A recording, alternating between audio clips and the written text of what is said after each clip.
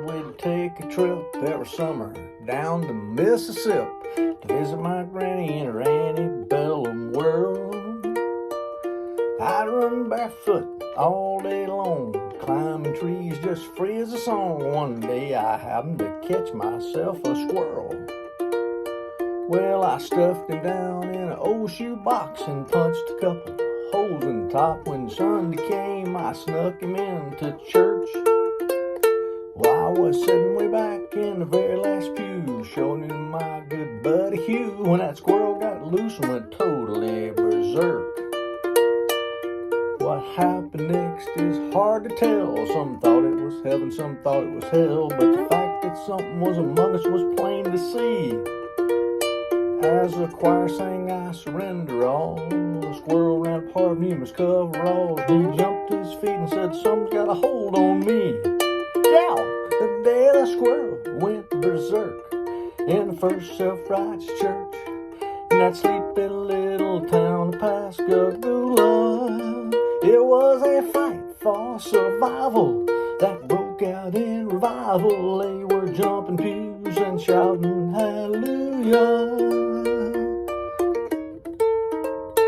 Well, Harv hit the aisles, dancing and screaming. Some thought he had religion, others thought he had a demon. And Harv thought he had a weed eater loosing his fruit of the looms. He fell to his knees to plead and beg, and the squirrel ran out of his breeches leg, unbeknownst to the other side of the room. Well, ran round to the amen pew where sat Sister Bertha, better than you, who'd been watching all the commotion with sadistic glee. Yeah, I should have seen the look in her eyes when the squirrel ran up gutters and crossed her thighs. She jumped to her feet and said, "Something's got a hold on me." As the squirrel made a lapse inside her dress, she began to cry and then confessed the sins that make a sailor blush with shame. She told the gossip and church dissension, but the thing that got the most attention was when she talked about her love life and she started naming names. The day the squirrel went berserk in first self-righteous church in that sleepy little town of Pascagoula. It was a fight for survival that broke out in revival. They were jumping pews and shouting hallelujah. Jumping pews and shouting hallelujah.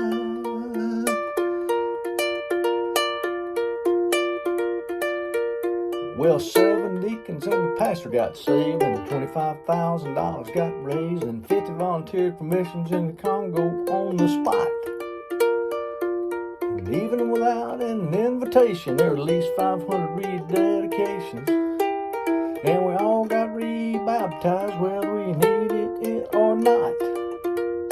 Now you've heard the Bible story, I guess. I parted the waters from Moses to pass all the miracles God has wrought in this old world.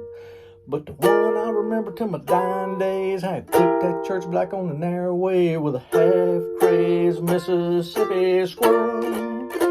The day the squirrel went berserk in first self-righteous church in that sleepy little town of Pascagoula.